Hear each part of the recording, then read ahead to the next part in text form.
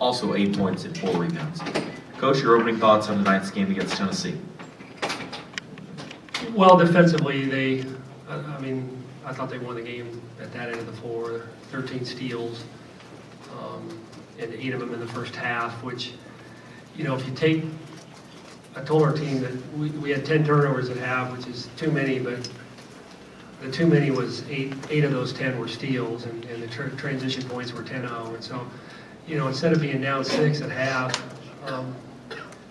if we just had 4 steals and still had 10 turnovers, we probably even. And so that was big. And then they got hot from the 3 during that one stretch and just created a separation. And we thought we really fought to get back to within, I think, 9. And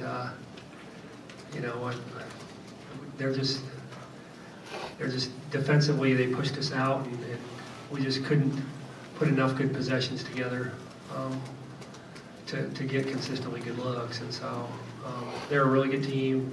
It was a great experience for our players, and I felt like through large stretches of the game we played well enough to be competitive. But certainly the separation when it went from probably 4 to 15-ish at that one where Simmons hit the 3 and Massengill hit the 3 and one other one, I think,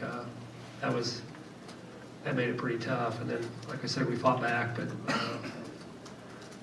just weren't good enough offensively. And they got 6 made threes on 10 shots, and we got 4 made threes on 22. So, we knew we'd have to make some threes, and certainly we didn't get the quality looks from the 3 that we normally do, but we probably needed a few more of those to bounce in. But congratulations to Tennessee; they're a really good team, but we're proud of our team in the season that we've had, and the way that our players have pushed our program forward, and hopefully we're building toward even better things.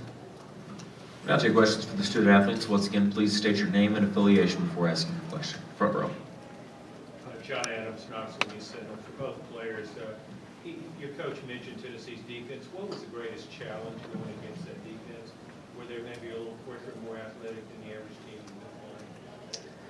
Yeah, I think we're just not used to seeing athleticism in all 5 positions usually in our league. Against the teams we play more often, that we usually have like a release player, like a post or someone that we can kind of play through them. But Tennessee they're super athletic at all 5 positions, so that's something that we struggled with a little bit. And I think just we got a little lackadaisical with the ball. I know myself in particular just got dead in situations where you can't against a team like Tennessee. So I think, a lot of it was them and their athleticism, but definitely some of it was us and just not being smart. Second row. Mackenzie, this one for you from the Syracuse performance with a pretty stunning showing behind the arc. What changed from the day in terms of your 3-point performance? Was there anything Tennessee did, or the ball just wasn't going well? I think that especially because Syracuse plays zone, there was just a lot more open shots, and like we were talking about before, they're just a little bit more athletic and a little bit longer. It's kind of hard to get good looks when they're kind of more up in your face like that.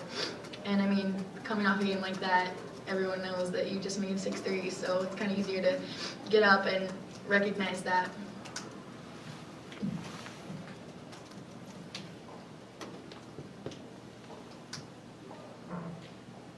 Allie, getting back to the defense again, you studied them, you knew what they could do.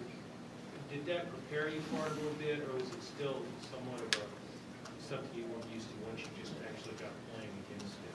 Yeah, we knew that that's the style of defense that they were going to play, and that was definitely something in our pregame. That's one of the things that we were worried about and we talked about.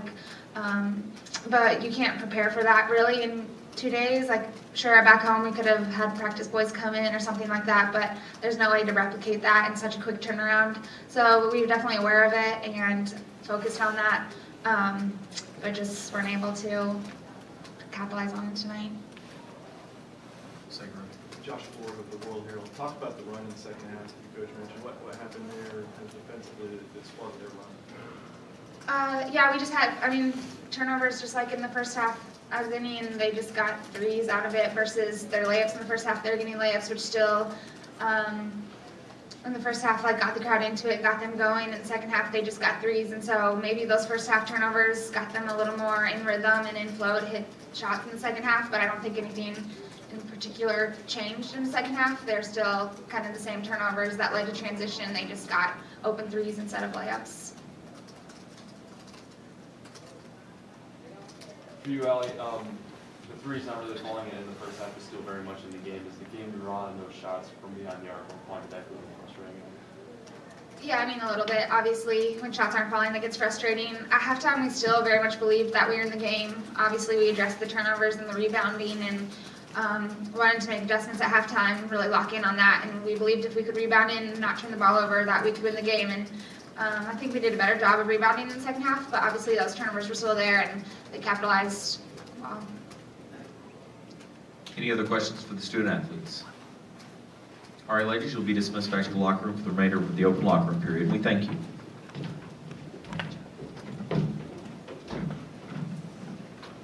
We'll now take questions for Coach Fleming.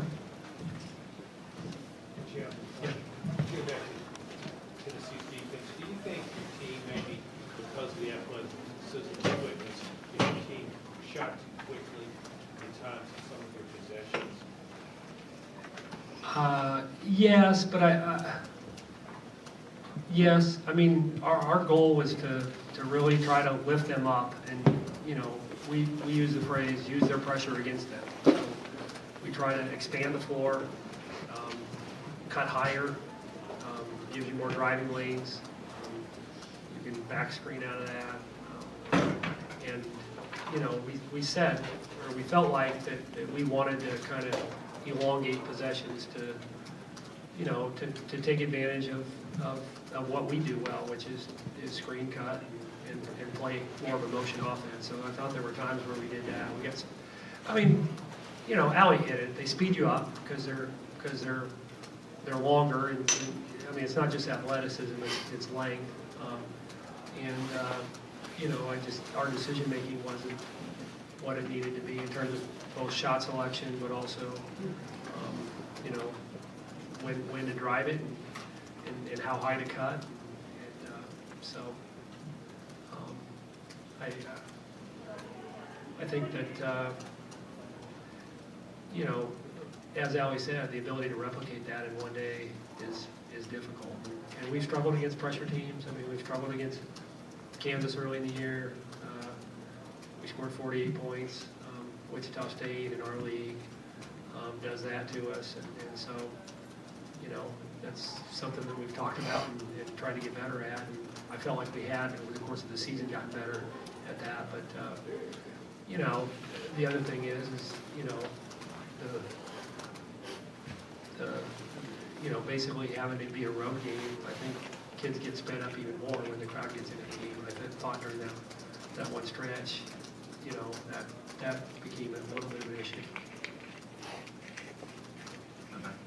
You talked about the 30-point shot speed.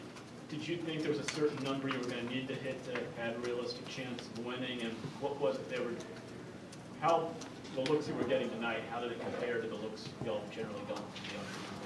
Sure. 8 or 9 is what I thought we would need to make. You know, when we play a team that's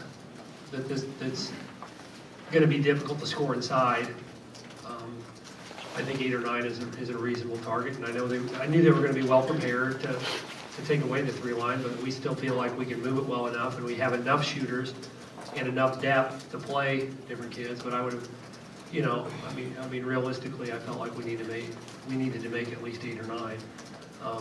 And now, you know, Syracuse playing zone the other day, that number might have been a little bit higher. But as far as the quality of the looks, yeah, I didn't think we got as good a looks as we normally got. And some of those late ones were you know, situational threes. It's, you know, you're down 12 to 14, you know, you can get back in the game quicker with a 3 than a 2. And so our lineup, we went 4 small, 4 guards, and you know, some of those threes were clearly not good looks. But you know, that's what you have to do to get yourself back in the game, or at least what we have to do to get ourselves back in the game. So But 8 or 9, and yes, it was. We did not get the looks that we normally get. How did your defensive approach change compared to Syracuse game? Not able to cheat off the guard as much as the non-post? Yeah, I mean, they're definitely a little bit better three-point shooting team with Spaney and Massengill and Simmons. I mean, 3 kids who all went 2 for 3 tonight. And they were, 5 of 9, I think, in the second half. So, and yet there were still players that we could cheat off of. Jones, Williams, we didn't necessarily play her to the three-point line either. Well, she had a big game, but no threes. But yeah, they spread you out a little bit more. But also, and nothing against Tennessee's post, but Alexander is probably a little bit better, pure low-post scorer than. Don't write that in the paper, but Alexander is a 20 type point a game scorer, and so we didn't feel like we needed to give quite as much help in the post today. Part of it being that we felt like we could guard them a little more one-on-one, but also because Tennessee shoots it better. Jim, despite all the problems Tennessee's defense posed, you're still in the game at halftime. What do you credit that to? Experience and balance and depth. I think we've prided ourselves on that. I mean, we've had different people. Sarah Nelson and Marissa were first team all league, but Mackenzie Fuyon's probably been our best player the last 3-4 weeks. So I mean that's a good problem to have as a coach. And Allie is Allie's a player who's been able to play well in big games for us. So I think I felt like we could play with Tennessee. I really did. And at halftime, we got the basket to cut it to 6, which I thought was big because they had kind of run it from 2 to 8 there in the last 2 minutes, and you never want to go in with that much negative momentum. But I felt like getting that last basket might help. But I just think we're a sound team that has enough weapons that we're not reliant on 1 or 2 players, and I think that's helped us be a good road team. That's helped us, when you go on the road and you're counting on 1 or 2 players to play well every night, I think you're not going to be as good a road team. But we have more players who can step up in road game situations.